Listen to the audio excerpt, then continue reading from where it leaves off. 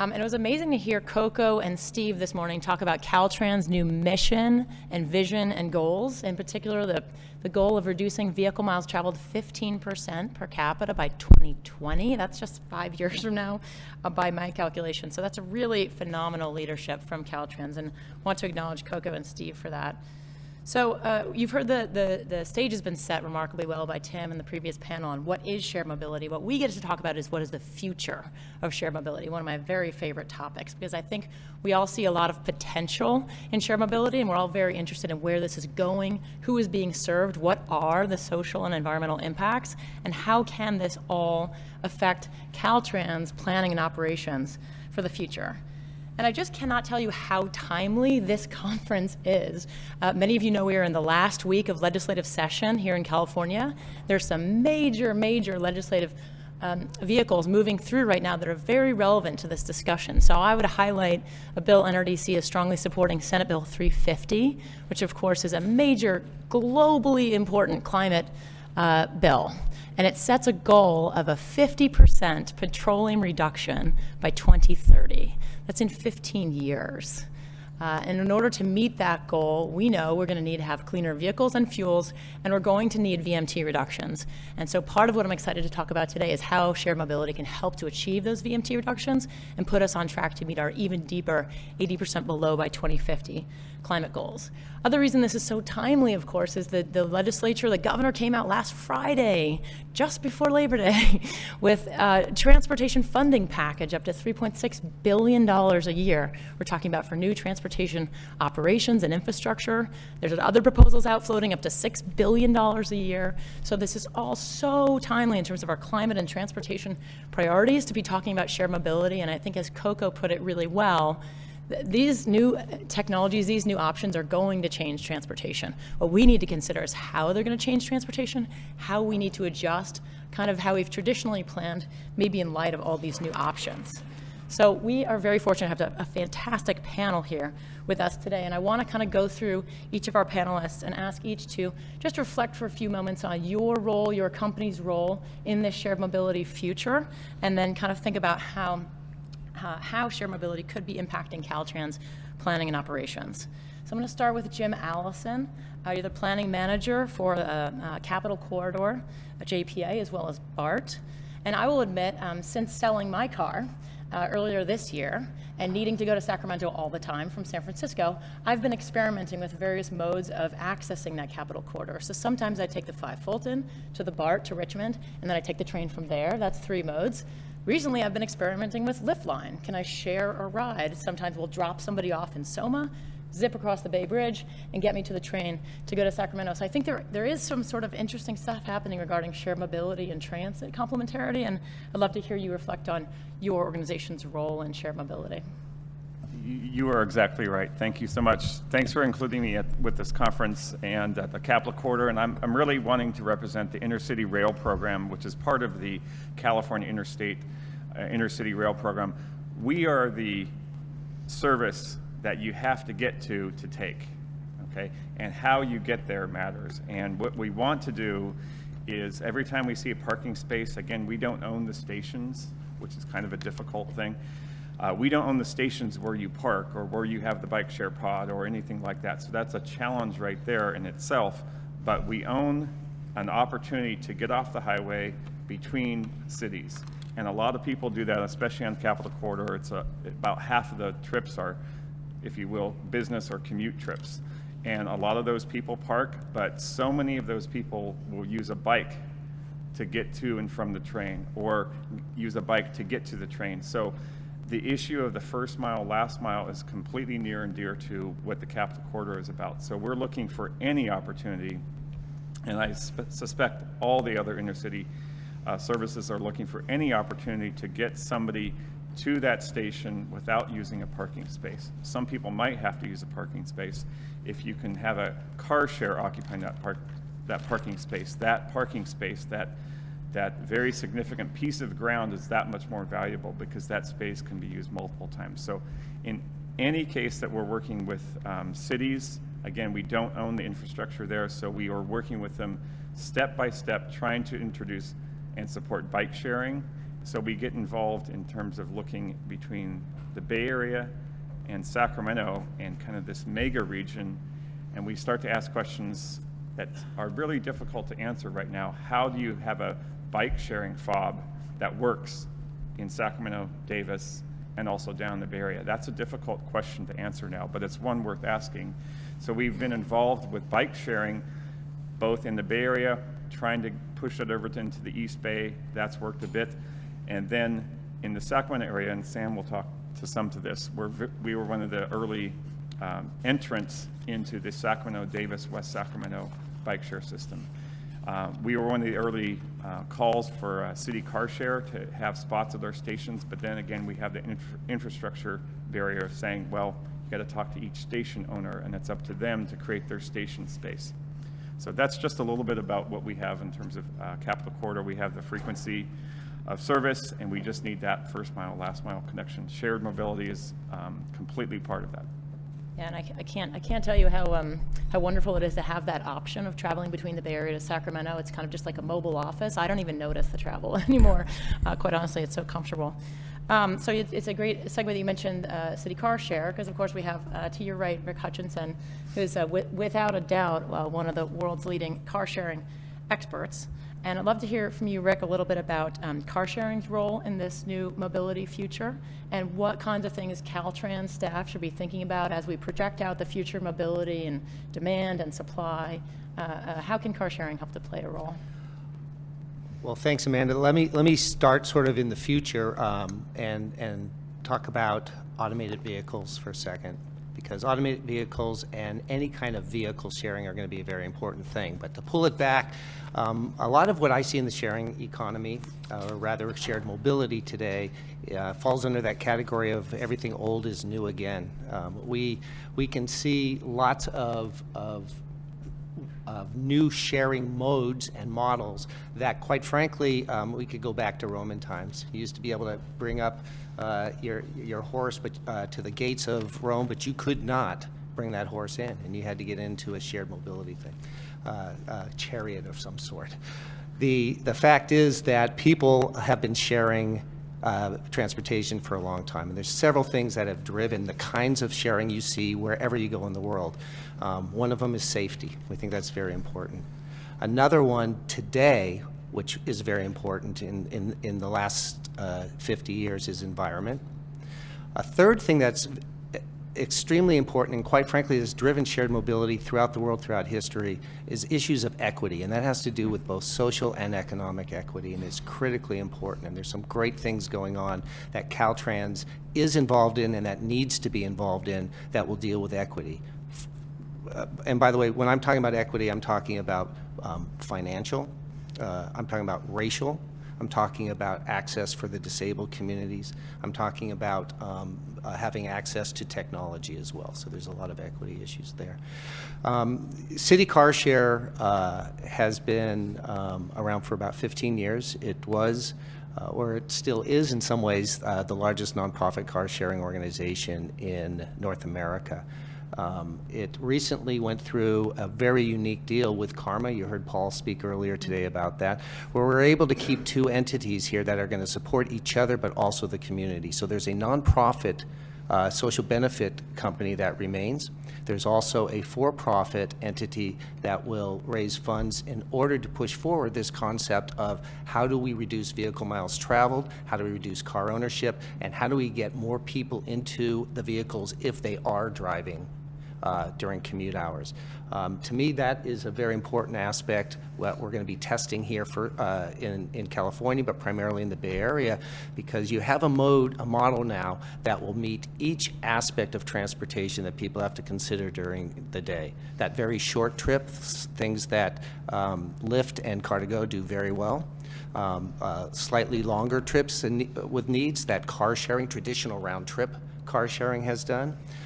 You have quite frankly, the healthier, more environmentally responsible aspects in bike sharing. City Car Share is going to introduce an electric bike sharing program very, very soon. You also have the longer term aspects, and that's getting back and forth across regions. And that's something that a commute with 3 or 4 people in a car can provide. So Going back to where I started, I think new technologies, and especially as we look at assisted and autonomous driven cars, are going to change the way we talk about all of this. What I'll leave you with is that it's also going to have a huge impact on land use, how we build cities, how we build roads into cities, how we look at parking when we start having a massive array of vehicles that are either shared or commonly owned, but also that may have minds of their own. Great, thank you so much. So I'd say building on those two and also building on the previous panel, we've all heard a lot about this sort of explosion in new transportation choices. Tim put up all the slides about point-to-point car share and peer-to-peer car share and this kind of bike share and peer-to-peer bike share. And the question is really, how do we make sure people find out about those choices? Because there's so many and there's so much media attention, especially for certain companies, but how do we make sure that people can use these new choices in ways that help to meet their lives' needs? And I think Walter actually in the last panel said this really well, that maybe sort of an indicator of how well we're doing is the extent to which people feel comfortable winging it in their choices, that they know that their needs will be met by the system. So Joseph Kopser with Ride Scout has been struggling through how do we get the information out to people about all those choices in a way that encourages them to maybe wing it a little bit more. Maybe you can say some words about Ride Scout. Yeah, thanks, man. So it's a thrill to be here, not just because you all are the smartest in the business of doing this, and thanks to Susan for helping to organize this conference. There you go. How about that? All right.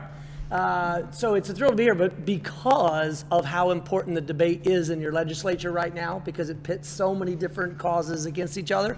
But what I want to remind everybody, not only here, but also the importance of this debate, but more importantly, the genesis of Ride Scout, which is that the beginning of the process, we just focus on the person. We're less concerned about the mode. We're less concerned about the type. We're less concerned about the how. We want to make sure that person, to Rick's point, has that access to the information, has that access to the understanding of what's best for them in time and place. And it's that vision that has pushed us for the 4 years. So you may not have heard of Ride Scout, so let me just back up very briefly. At its simplest form, we're just a mobile app that aggregates all the available options that are around you, whether it be public transit, whether it be ride for hire, whether it be car share, bike share, walking instructions, even driving instructions. As I said a second ago to Sarah, it's kind of like Google Maps on crack.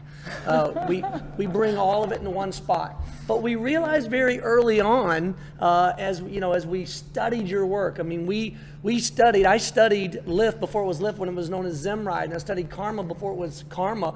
And I studied and read your all's papers and Susan's work and Timothy's work. And what I realized is that the information is out there, but now the next thing is, how do you start really connecting it together? And why I'm so excited to be talking to you all and hopefully continue this conversation throughout the day is we all have this shared sense of responsibility. I mean, look at your budgets, those of you that work for the state. Your budgets are enormous. You could do so much good with those amounts of money to point them in the right way, especially changing behavior. But we could also do a lot of harm if we're reinforcing older programs that are outdated or that aren't embracing new opportunities. So we're at a real tipping point, because this smartphone in your pocket that half of us are addicted to really can provide a way, not just to help people in the short term that have actual phones, but as we get to looking at access and those people in our society who right now don't have good access or availability to get them to the jobs that they can afford, or to get them access to the education they need to move up in life. We could get a scenario where, rather than try to get a new bus line to the tune of hundreds of thousands of dollars of reprogramming to get them out there, couldn't we also more cheaply just get them a smartphone with a data plan that connects them to this ecosystem that's emerging? I mean, now I know some of these things might sound like heresy in a group like this, but my point is, let's take all the available options that are out there, and now the next step that we're going to get into, and I'll just briefly mention, and I'll be quiet, is it's more than just the information. Yeah, Timothy knows it's hard for me to be quiet. But it's more than just the information. We have to connect it to everything that you all are already doing. It's not just about the rides. It's how to pay for the rides and how to order the rides. And then best of all, if we can connect it to the mobility benefits that are already out there, either subsidized by cities, subsidized by universities, subsidized by employers. If we can start to look at the advantages that employers, universities, and cities have of caring for their citizens to provide good mobility options in the same way we do it with, say, healthcare, if we can start to equate those two mentally, then the numbers, then the barriers, then the problems are suddenly seen in a very different light. And that's why we're so excited to work with nonprofits on one side to for-profits on the other side, and then to launch into projects like GTFS SUM, which is the shared use mobility. So what Google did years ago with GTFS, they've now called it the General Transit Feed Service. Now we're attaching a new acronym on the back called SUM, S-U-M, shared use mobility. We want to have, and Ride Scouts participating, one common language to share all the information about what's out there, but how to book and pay and access as well. So, Amanda, sorry it took so long. Perfect, that's perfect, thank you. So I want to go to Sarah Hunter, Head of Public Policy for Google X. And I think we could all agree that Google has already had an impact on our transportation decision-making by making access to information about what's the best walking route, what's the best biking route. When you get to a new city, how can you get around transit? Maybe you go to Google Maps and you can now have that information. So I think that's been really profound. Sarah, in your capacity, you work on issues of self-driving cars, drones, life sciences. I'm curious if you can talk a little bit about how Google views its role in the shared mobility future. Sure, hello. Yeah, I won't talk about life sciences. I don't think that's really relevant to this conversation. I work on the self-driving car program at Google, and we've been doing it for about 6 years now. And just to give you a bit of history, we started off working on a semi-autonomous vehicle, and that's what most of the car companies currently are doing. They're working on cars where ordinary cars with lots of sensors and a computer in the trunk, and you drive it most of the time, but then when you get on the freeway, you press a button and it can just drive itself. But then you take over to get on and off the freeway, you maybe take over to park. It doesn't do all of the driving for you. And we started working on that. We started working on a Lexus that we retrofitted. We just bought an ordinary Lexus and put some sensors on. And it worked really well. We got very good about 3 years ago at semi-autonomous driving. And actually we started having Google employees borrow the cars and trial them. And it was transformative. You know, our experience was that people love having autonomous vehicles as their own mode of transportation. They very, very quickly trust the technology. But our experience was they trusted it maybe a little bit too much. And actually they started to switch off in scenarios where they really needed to be much more engaged and much more able to take over. And so we decided, having got quite a long way down that route, to actually switch our program towards building a fully autonomous vehicle. And by that I mean a car where you have no driver at all. In fact, you so don't need a driver, you don't even need a steering wheel. That's the vision for what we're building now. And the thinking behind it was twofold, really. Firstly, because we think the safety benefits are more significant. You know, 94% of accidents are down to human error. You know, it's not the car that breaks, it's the human who doesn't see the truck coming or the human who runs a stop sign. If you can remove humans from driving, then actually we think that you're going to become a much safer, less crash-ridden roads.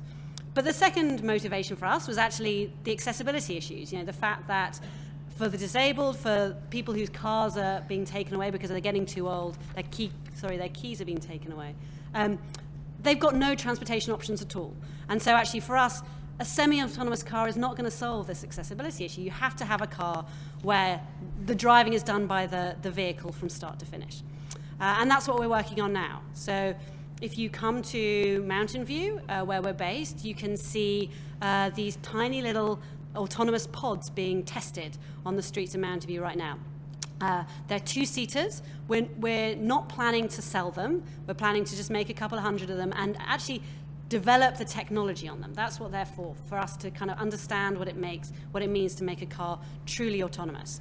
And you know, it's early days for us. We're still not listening to the panel earlier talking about business models and, you know, payments. We're some way down the road from that. Right now, we're just trying to figure out what it takes to make a car drive itself. But once we figure that out, I think the options for shared mobility, for transportation as a service, for all the different things that we've been talking about today, just explode. They become enormously exciting because the technology can be part of the solution. It's not just another vehicle. It can actually help you achieve the goals that so many of you here today want to achieve. Great, thank you. So speaking of those goals, we have Sam Shelton from the Sacramento Area Council of Governments with us. He's the regional bike share manager, and his agency, Sacramento Area Council of Governments, SACOG, has been a real leader in implementation of, in really passage and implementation of Senate Bill 375, which is, of course, our state, so the first in the nation framework for achieving vehicle miles traveled and greenhouse gas reductions from land use and transportation planning decisions.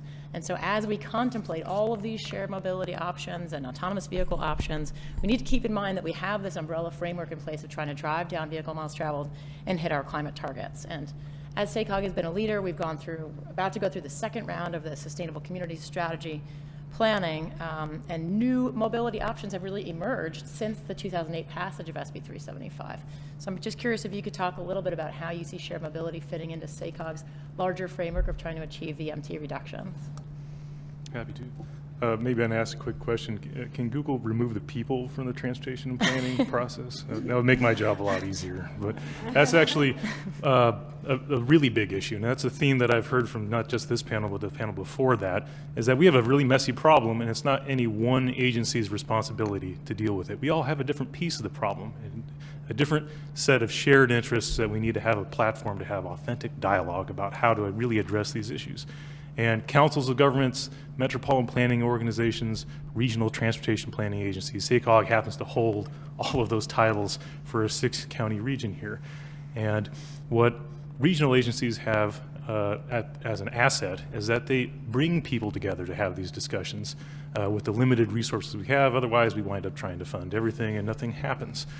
So focusing on a sustainable community strategy, we're just finishing up our second one right now as far as those long-range transportation planning processes, is the key thing to remember about those kinds of laws and regulations is that the plan that an organization like mine develops is voluntary. Where we can have carrots of funding programs, which is like one that I manage, that sends out about $100 million every couple of years to help implement the plan, enticing sponsors to come up and use our plan and those great ideas to implement ways to hit SB 375 targets within a financially constrained long-range vision.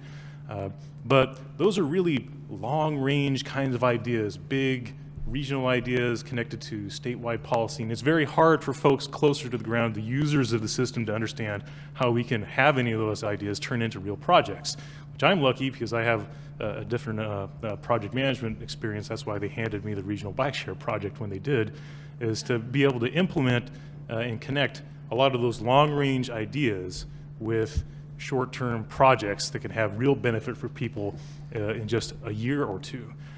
But it still involves gathering up a diverse set of interests to understand how do we govern bike share decisions? How do we address the equity issues of bike share? I'm not necessarily a shared mobility expert, but I am an expert at trying to get folks to work together to create the best user-based experience through a set of potential solutions like the various different technologies behind bike share, the different ways that payment systems can be used, like we're rolling out, the SACOG region is rolling out our version of the TAP card and the Clipper card, the Connect card, and where we do have funding to address whether or not we can use that card within a bike share system as well.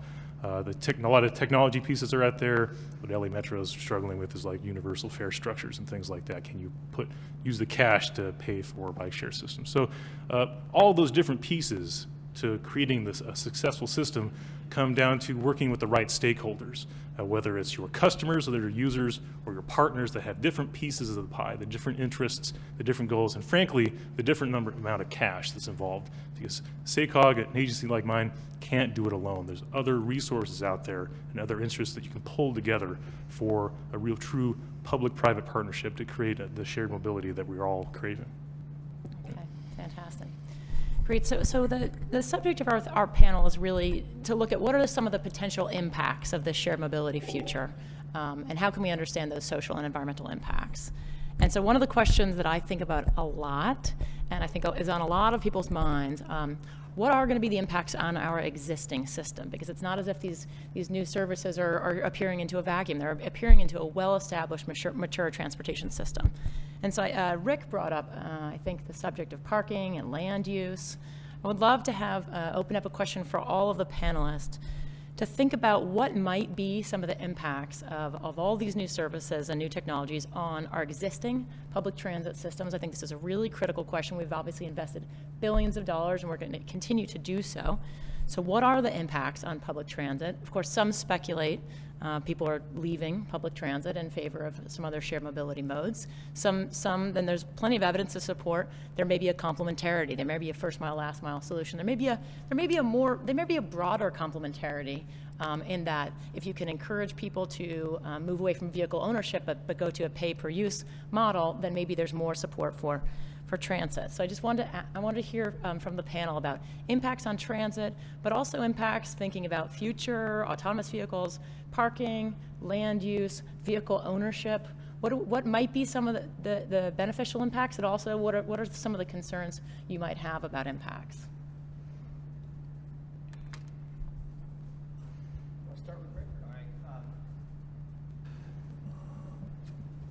It's a great question because there's a dissonance involved here between the private sector and public sector about what they should provide and what they can provide and what they should provide. One of the big issues, one of the big concerns is that anytime you're talking about transportation, you're probably talking about the public right of way and the public good. So right away you have all of us are involved. And there's a public benefit that component to this. So when you're talking about public transit, then you run into the issue of, and this is different in different communities, different municipalities, of being oversubscribed or undersubscribed.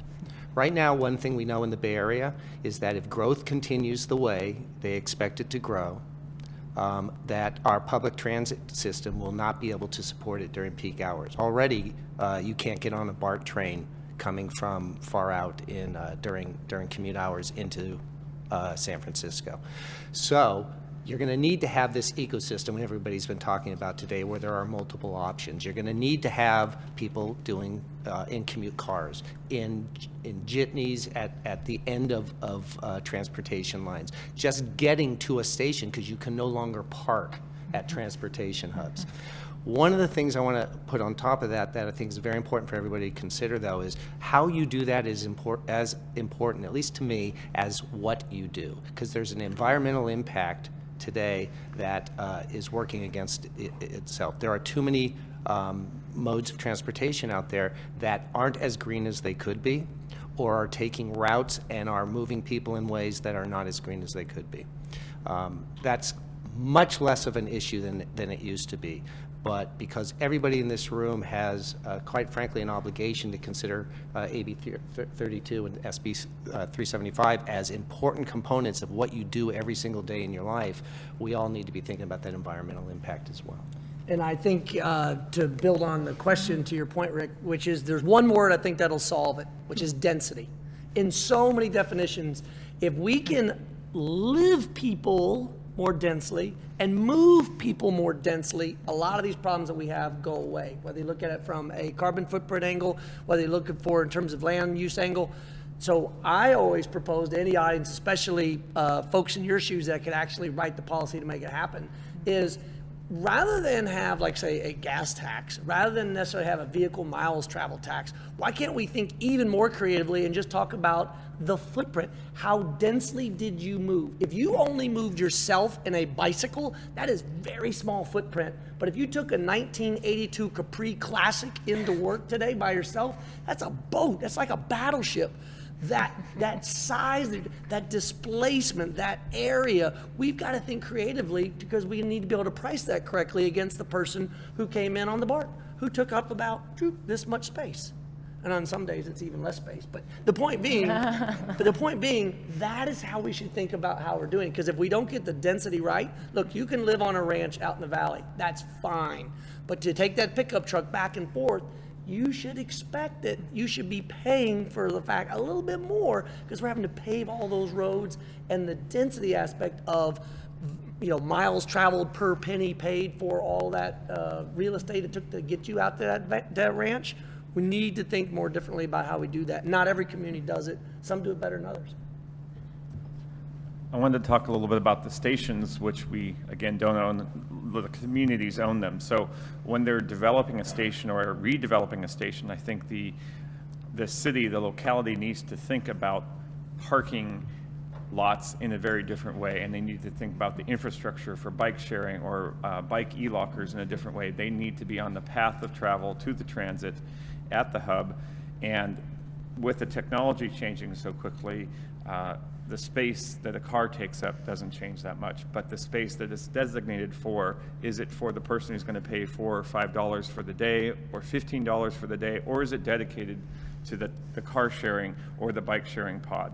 And I think the density arguments completely come into play. You need to think about, I need to be more dense for my transit service, for AB 32, everything. It all fits together. I'll go next. I think one of the interesting things that everyone's talking about is how in a city setting, you're going to have this sort of explosion of new options.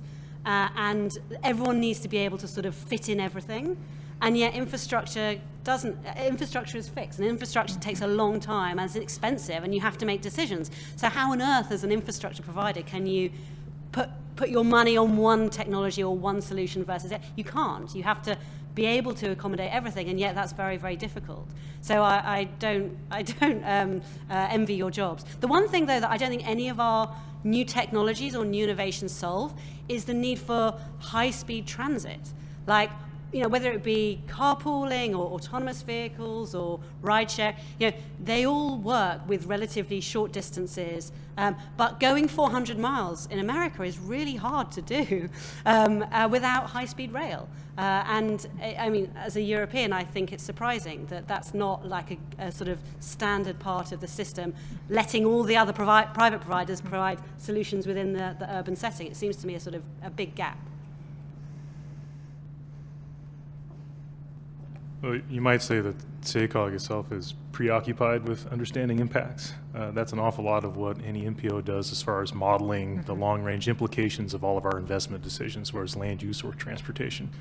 So with each 4-year cycle of updating a long-range plan, we try to tweak the models better and better, understanding different assumptions for classic programs like transportation demand management for carpooling and ride sharing, but how does shared mobility fit into that? Can we use a different set of assumptions to help us reach our targets in different ways, and by that effect, putting down long-range planning dollars and longer-term investments and shaping our near-term programs for that matter.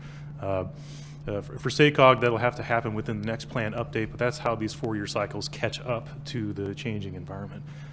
So it's something that I've been chatting quite a bit about with the different bike share partners within SACOG, and Jim Allison has been in on these chats, is a bike share capital improvement program, something that I can gather the handful of pilot cities to understand and put their money where their mouth is. If they want to help drive forward a bike share system in their agencies, they need to help prioritize bicycle and pedestrian enhancements that help facilitate the success of that system. And so that's a shared governance issue that we're moving towards understanding more, and having the data about how these systems work to integrate into our models can push MPOs and other agencies into understanding how much more benefit we can create with the limited dollars that we have.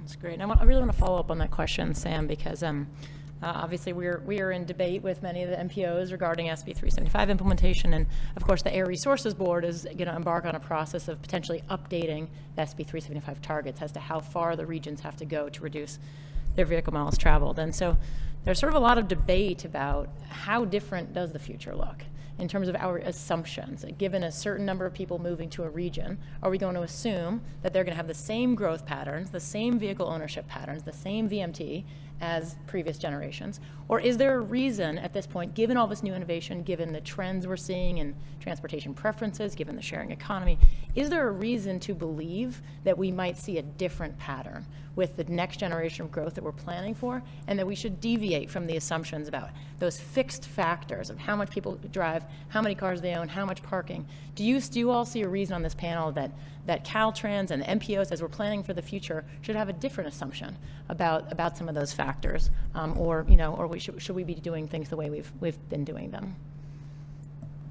I wanted to add something. There was an experience to that I had.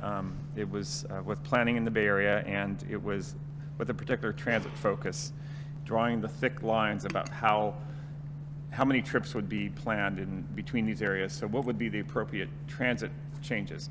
Well, it got really dense right around Oakland. But these transit agencies, their hat was transit, and bike share was coming, but it wasn't part of the conversation. So if you put bike share in that conversation, then maybe we don't need 15-minute headways with our transit. We can put it on these other places, and we have bike share to take care of these shorter trips. And that sort of piece of holistic thinking didn't happen, and it didn't translate into the transit mode quite yet. So bike share is not transit, or is it going to be transit? So that conversation didn't get into the mindset yet. The mobility didn't get into the mindset. So I think a little bit of change will help that, and the bike infrastructure that needs to be made to make that part of the system work, so you can move your money out to the longer bus trips between the big nodes. So. Yeah, there's a couple important things here that are going to be massive changes, I believe, as we look forward. First of all, there is going to be so much less emphasis on driving as we go into the future. And at this point, what are we now in? We're in year 6 or 5 of our 2-year extension on the federal transportation bill, or something like that now. There is no mention of bike sharing in the federal transportation bill. For the first time in MAP 21, they mentioned car sharing, called transit-oriented car sharing, for the first time 5 years ago when they developed it. If we at that level aren't looking at some of the new ways that we are going to be all getting around, and that would include everything, all the modes of shared mobility you heard today, it's going to take a long time before we are able to make infrastructure changes.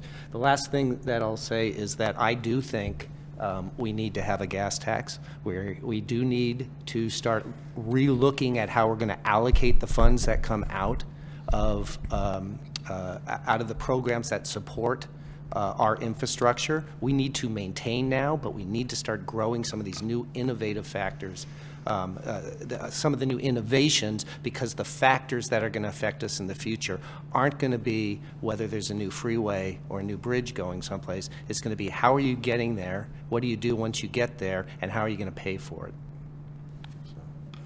Great. And I wanted to see if I could follow up with Sarah in particular on this question. You mentioned this a little bit in your introductory remarks, that the role of autonomous vehicles and shared mobility may come together. As we contemplate this, Stephen Cliff referenced kind of this shared robot taxi future. Robin Chase, of course, founder of Zipcar, has hypothesized these very different potential outcomes, that you might have, people who couldn't drive before driving again. You might have, just autonomous vehicles circling blocks, causing all sorts of horrible congestion nightmares. You might have, if you did it right, you might have better outcomes. You might have reduced demand for parking. You might enable new mobility. You might have better safety outcomes. Potentially, you might have better environmental outcomes. So as Google's preparing to unleash this incredibly powerful technology into the world, how are you thinking about our existing climate goals and ensuring that we reach that shared mobility utopia, and not the darker dystopian future of massive VMT increases as a result of this new technology? Yeah, that's a great question, and we do think about it quite a lot. But we're not the only people in this space. Every car company is developing their own autonomous vehicle program, and the vast majority of them are looking at adding these features to their high-end luxury vehicles. They're not looking at completely reinventing mobility in the way that I think we would love to do, and I think other people in this room hope autonomous vehicles could enable us to do. The good news is that I think there's a lot of talk about autonomous vehicles, but actually the job of making a vehicle drive itself and then bringing them to market will be relatively slow. So, even if today we figured out right now how to make a car drive itself, it would take us at least 5 years to bring a mass market model to, to be able to be sold. So that's quite a long time in order to sort of figure out how to respond and what the best solutions might be. What we're trying to figure out is how do people want to use them? I can make assumptions about, I'd love to take my kids to after school, well, I'd love the car to take my kids to after school sport, and me not have to go. That's how I'd like to use it, but my mum has a totally different vision for how she'd like to use it. So I think the first step for us is to really understand what the consumer demand is and where it fits within those set of alternatives. The one thing it was for me a kind of aha moment where I realized that even if we were to manufacture millions of cars and to sell them in an ordinary car dealership, if I was to buy one of those cars, I'm not going to let it sit outside my house for 95% of the time unused. If it can totally do the journey itself, I'll say, well, I'll let my husband then take him to work, and then it'll go and get Tim, and it'll take him to his meeting, and then it'll go and take my children. I would, by default, become a kind of informal taxi service myself. So almost by definition, a fully autonomous vehicle will become a shared vehicle. What is unknown and sort of the million-dollar question is, what are the business models behind that will make it, something that creates a kind of equity and opportunities that I think we would like to see happen, not become just something that is a sort of luxury-only, exclusive vehicle just for the very wealthy.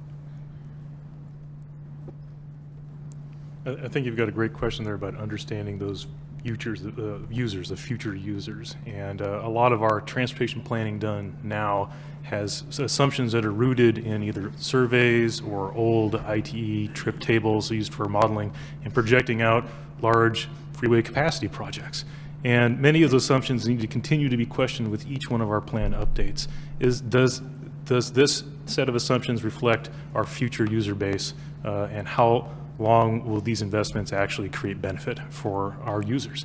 And that's something that I'm tracking very closely for the bike share project and working in partnership with Professor Susan Handy from UCD to start doing more targeted surveys around understanding our market base, because in the Sacramento region, our market base will not look like DC or Denver, where some of our feasibility models have been calibrated. We're going to have a much more diverse user base that's not that doesn't reflect the more richer, more affluent bike share users that many bike share systems are experiencing.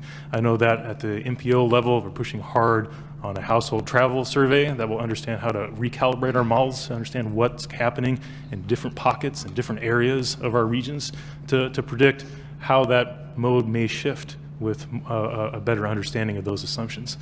So understanding of the users will be critical to understanding some of those next steps with transportation planning. I want to pick up on that, and it's a theme that both Sarah and Rick have mentioned as well.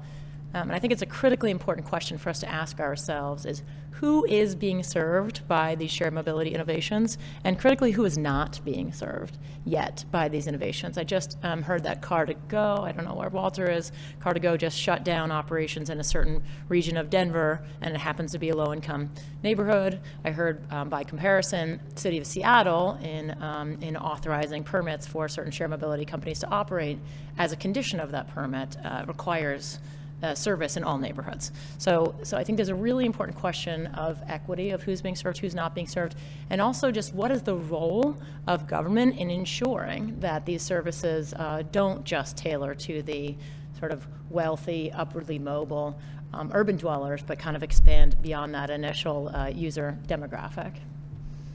Thoughts? I think it's a great question. There's a book right now by Robert Putnam called Our Kids. You've got to pick that book up if you want to go into a much deeper understanding of Amanda's great question. The other book I'd recommend you pick up is Move by Rosabeth Moss Kanter.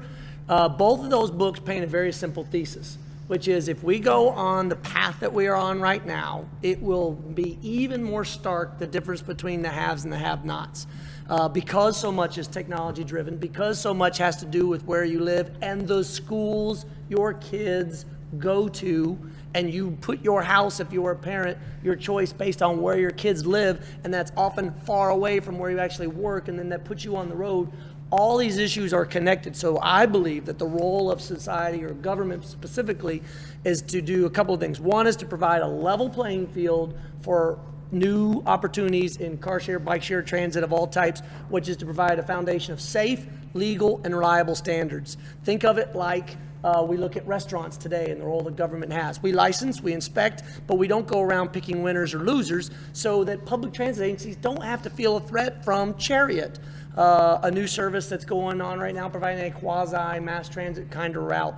So we can embrace some of these a little bit. So that's the first thing. But the second is we will have to continue to spend money to set the conditions to encourage groups to go into parts of cities and provide the infrastructure, but it also means we have to spend the money on walkable streets, good sidewalks, well-lit areas so people could walk to get to where they need to then pick up the bike share and the car share, because it won't be everywhere. There's got to be some amount of walking, and that's one of the best things we can do is safe, well-lit streets to start.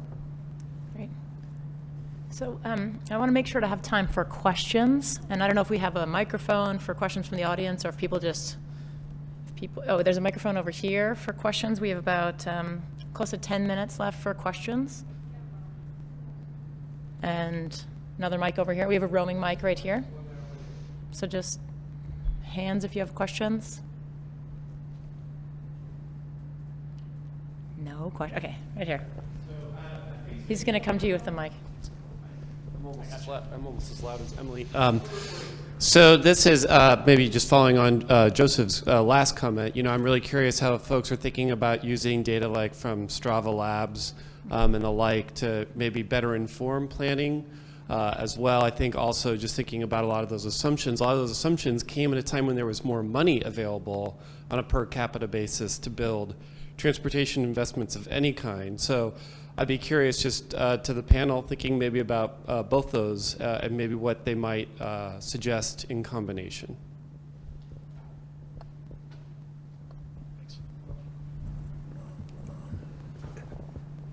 The issue of money is obviously very important. I'm a big believer in that you provide incentive for behaviors and for results you want and disincentives for those that you don't want, and yet that's not what we're doing. We effectively, every bike share system in North America needs to have sponsorship support or other kind of support that is not from the government, because operationally it doesn't pay for itself yet. I hope. Where's the Motivate guy? There you are. Let's get that going. But right now, they lose money on an operating basis. So until we get to that point, not having government help, and in Bay Area Bike Share, there's a lot of people working around it, but there's not a subsidy. It's not like subsidizing transit. That doesn't work. You need to have sponsors, which again, I hope Motivate's probably going to help do. We need to relook at how we look at the reallocation of our resources. And right now, there is not enough money for government to do what it wants to do, so they're relying on the private sector. And we are, in my view, at great risk when you're talking about public benefit, when you're fully reliant on the public sector. I mean, on the private sector. If we have situations where we are only expecting a private company to provide a service and something happens because markets change, a new innovation comes out, look what Lyft and Uber did. They just completely disrupted the way people were looking at things. Innovation getting ahead again in a policy. But we can have problems in the future if we don't recognize the fact that government has to start putting its money where its objectives are. And I think that's a big problem right now in transportation. I wanted to give one example to that question. More capital corridor service or train service or transit service. When we look at our peak hour capacity, we are worth a half a lane of travel that you don't have to build and maintain. So when you increase frequency like that because you supported it or you had the options to support another mode of transit and support shared mobility, that person might have gotten on the train instead of taking the car. They realized they had the option. They had the data at their disposal to make that decision because somebody in a policy framework made a choice to say, I'm going to look at the options to move people, not as many cars as I can. And I need to talk to my supervisor or whatever, or the policymakers to make that change. That's where the message from, I think, a lot of this group would come from to this group is you have the chance to make that change, to work on moving people rather than just cars. Do we have more questions? Jim?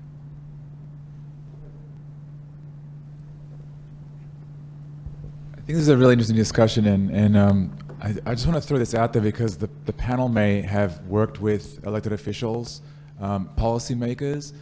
Many of us here are implementers of policy. We try and work on policy sometimes on the sidelines.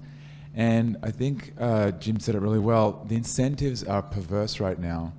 For Caltrans and for many transportation agencies, the incentive by the federal government is to build more capacity.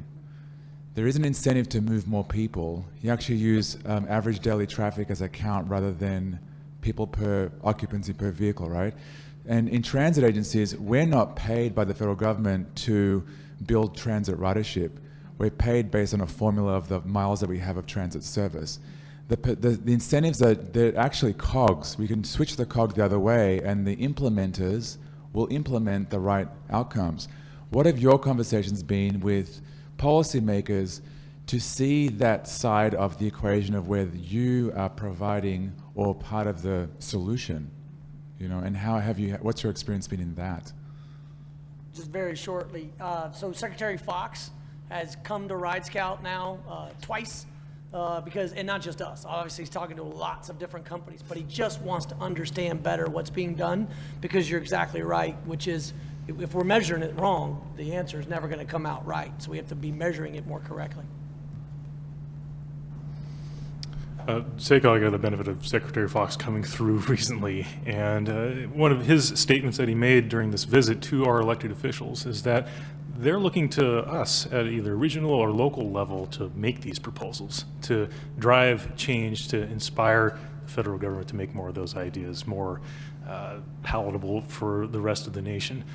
So it's more like, you can't really ask them to lead the way. They're coming back and asking us to lead the way, to make those proposals about different performance measures that we're gearing, whether or not are we actually achieving our goals together.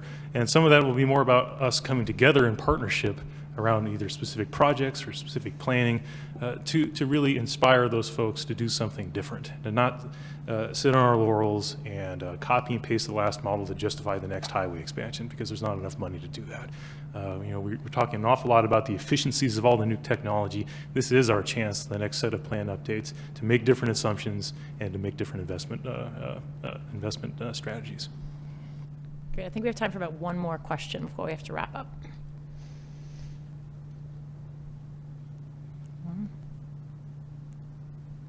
No questions. Okay, then I'm gonna take the liberty of asking the final question of the panel myself, and that is, we're here with our Caltrans partners today, and I want to ask any of you to jump in on kind of what's the one thing you want people to take away with them from this discussion about the role of Caltrans in ensuring that shared mobility can help us to meet our VMT and climate reduction goals. If there's one thing you want them to take away from this conversation, what would it be? Please. I'll be quick. Support choices. Yeah, I would go with, God, you took mine. I think after having a talk with Samir back there, I think the fact is that you guys can innovate as well, and it's not just about maintaining or implementing, but you can innovate.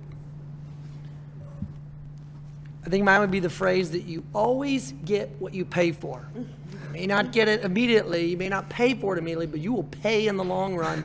So I think Caltrans is a great opportunity as one of, as the state of California is in innovating in so many ways for the nation and the world, which is to help our elected officials understand you might think you're saving money right now with this proposal you're pushing through or whatever it happens to be. I'm not picking anyone in particular, but you always get what you pay for, one way or the other.